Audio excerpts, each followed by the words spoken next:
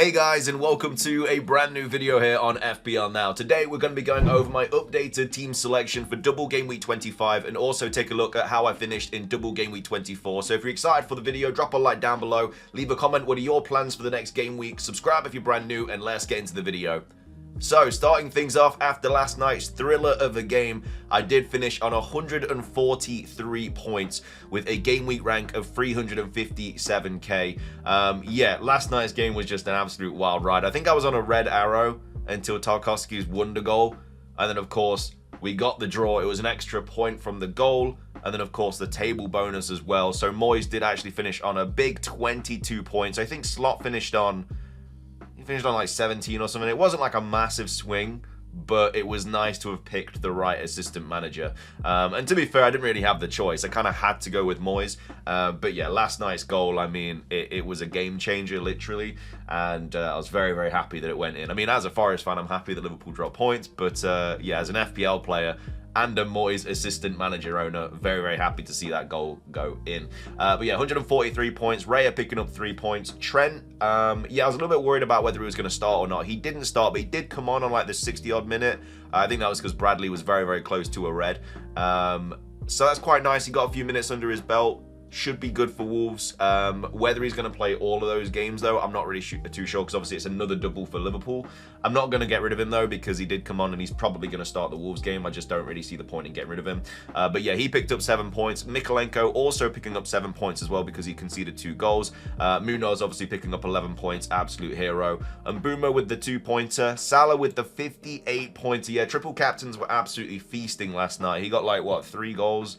And an assist or something like that. He got 4 attacking returns in a double game week where pretty much everybody triple captained him. So yeah, fair enough. He absolutely smashed it. I think in terms of triple captaincy compared to assistant manager Moyes, I think it's only like a 4 or 5 point difference. And obviously we're going to have another double game week for the assistant manager. So hopefully, as long as I get the assistant manager right, we've come out not too bad. And I still have my triple captaincy left as well, which again, I don't think Mo Salah's going to perform and produce exactly what he did in this double, but if he can get a couple of attacking returns, then obviously happy days. But yeah, 58 points. Did need him to blank because everybody triple captained him, but of course he went on and smashed it. Palmer picking up 6 points. Rodgers picking up the pointer, or the 1-pointer, should I say. Wood with the 17-point hat-trick. That hat-trick feels like ages ago. Like, this double game week has been going on forever. And then Gakpo with the 7-pointer. Did come off last night. He did come off with, like, a potential hobble, so I'm a little bit worried that he might be injured. I'm hoping we find out some information about that before the deadline, because that could obviously change all my transfer plans, because obviously if he's not right, then I'll rather get rid of him and then bring Slot in as my assistant manager, but we'll see what happens. And then Isak picking up the 2-pointer. And then on the bench, well, as you can see, assistant manager Moyes picking up the 22 points. Ward with 0, Eze with 1, Kirkes with 1, and Robertson with 4. So that's how we got in double game week 24. Very, very happy with it. Very strong double game week. We're up to 40k in the world right now. I was 45k last night before the game, and I think I was like 60k before that Tarkowski goal. And then obviously it pumped us all the way up to 40k. So very, very happy about that. Yeah, can't really have any complaints at all. Solid game week. Let's take a look at what we're looking like for double game week 25 though. This is what the team is shaping up to be, of course. I still have my assistant manager, but it is on Moyes. That will need to be changed because I do need to bring in a double game week manager. But anyway, in goal, we do have Raya, who's got Leicester away. Really nice fixture there. Of course, we do have that injury to Havertz now. So, I mean, Arsenal just have literally no strikers. It's going to be a front three of, like, Trossard, Sterling, and then, I don't even know, maybe. I mean, Saka's back soon, but is it going to be enough, really? I mean, they're obviously in a really bad situation right now in terms of attackers. Jesus out, Martinelli out, Havertz out, Saka's out at the moment. But from a defensive standpoint, they should be okay because all the defenders are fine. And I think Ben White's actually back soon as well, so that obviously strengthens the back line too.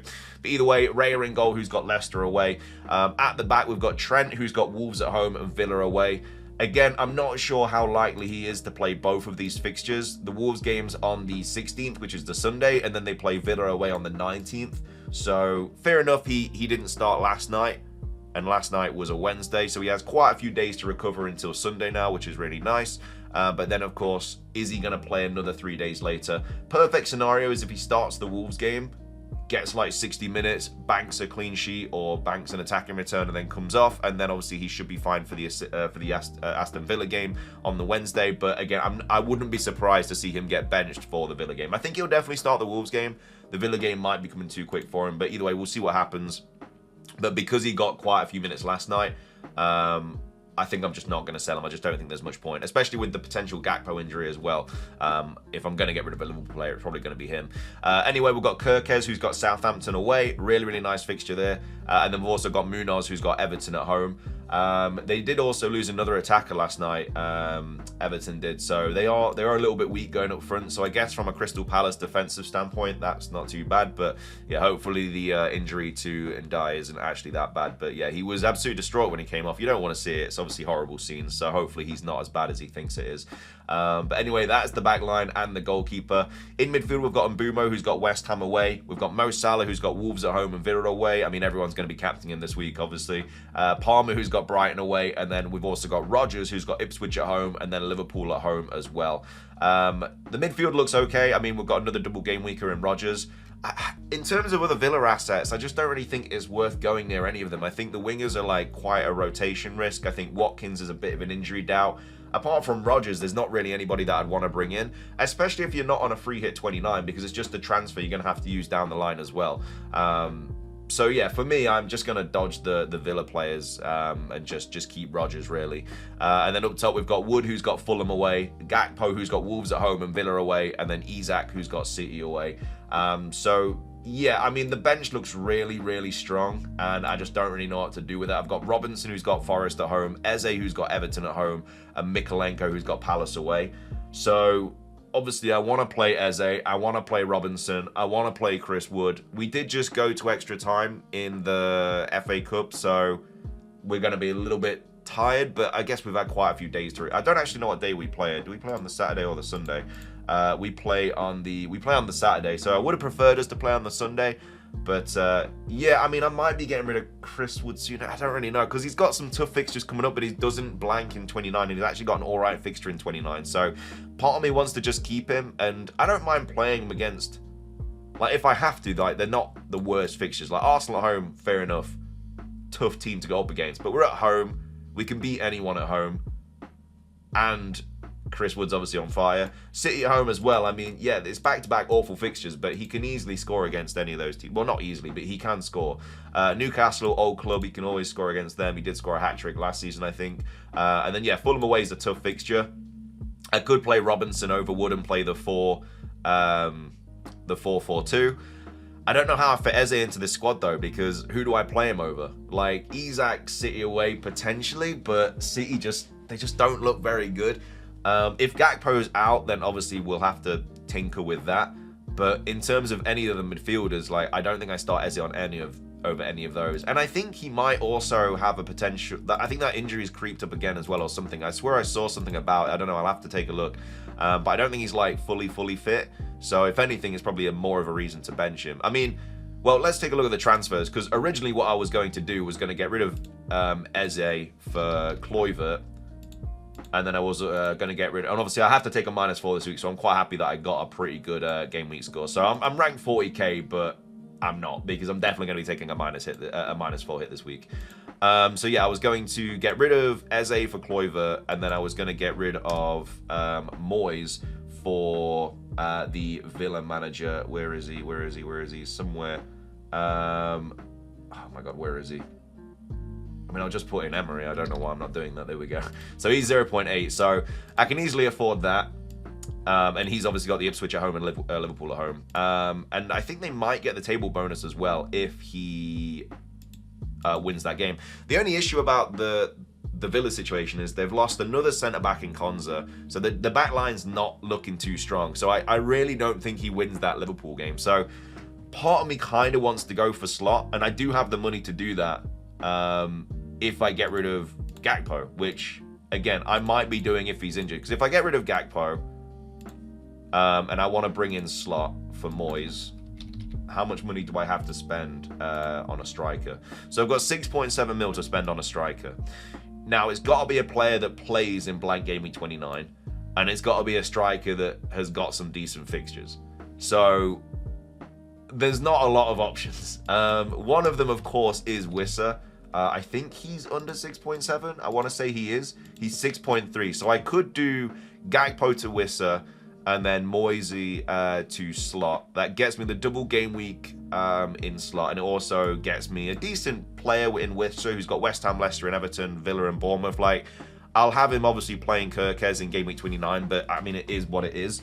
And then that'll probably just make me keep Eze as well, and then I'll probably bring in Kluivert for Eze potentially next week when they've got Wolves at home, because I definitely want to bring in a Bournemouth midfielder because the fixture's just really, really good. But that's one thing that I could do, and I do have the money for that. I can't think of any other strikers that I'd rather bring in for 6.7 that don't blank in 29 and also have good fixtures on the build up to that. Like, Mateta's obviously a great player to bring in, but he blanks, and I can't afford him anyway because he's 7.3. Could bring Raul Jimenez, who's got Forest, Palace at home, then Wolves, then Brighton, then Spurs. I mean, his minutes have been okay, but he does always have that potential benching, and you don't really want to be dealing with that. Another player that to be fair, a move that I could make this week, which I think I might just have the move. I'm 0.1 off doing this. I would love to have done Gakpo to Cunha, because then I can just bench Cunha this week, play Eze, so it sorts out the benching headache, and then he's got Fulham, Everton, and Southampton away in the upcoming game week. So that would have been a really, really, really nice transfer to make, but I'm 0.1 off. So unless Gakpo goes up in price, which he might, because hopefully not a lot of people saw him limping off, and if he does go up in price, then I think I might be able to make that move. Or if Cunha goes down in price, which he might because he's got Liverpool coming up, then that's a player that I would really, really like to bring in, because from Wolves, you know, they've got a ridiculous fixture run from 27. They've got Fulham at home, Everton at home, Southampton away in blank game 29, West Ham at home, Ipswich away, Spurs at home, Man United away, Leicester at home. And he's on penalties, and he was really, really good for me earlier on in the season when I had him. So unless that happens, then unless there's obviously a price change, that's not going to happen, which is a massive shame, because that would have been sorted, because then I can play Eze, bench Cunha, and then obviously bring in slot as well. So because I can't do that unless there's a price change, I'm going to have to wait for the Gakpo update. I don't really want to go Wissa because I kind of want to bring in... But to be fair, I might get rid of Isak to bring in Cunha, but I've got a lot of money saved up in Isak as well, so he might be a player that I just want to bench for the blank. Because I'm not going to want to get rid of him for... You know, West Ham's fine, and then after when I wildcard in 30 as well, like, I'm going to want him for that. So I don't really want to get rid of him because I'll be losing a lot of money in him. So if Gakpo could just go up in price, I don't know how much I bought him for. Gakpo was bought for... So even if he goes up in price, it won't matter because he'd have to go up twice in price. Yeah, so Gakpo is kind of off the table. It all depends on if Cunha goes down in price. If he does, then I'll be able to make that move. 0.1 off. That's so annoying. That would have been such a good. Transfer.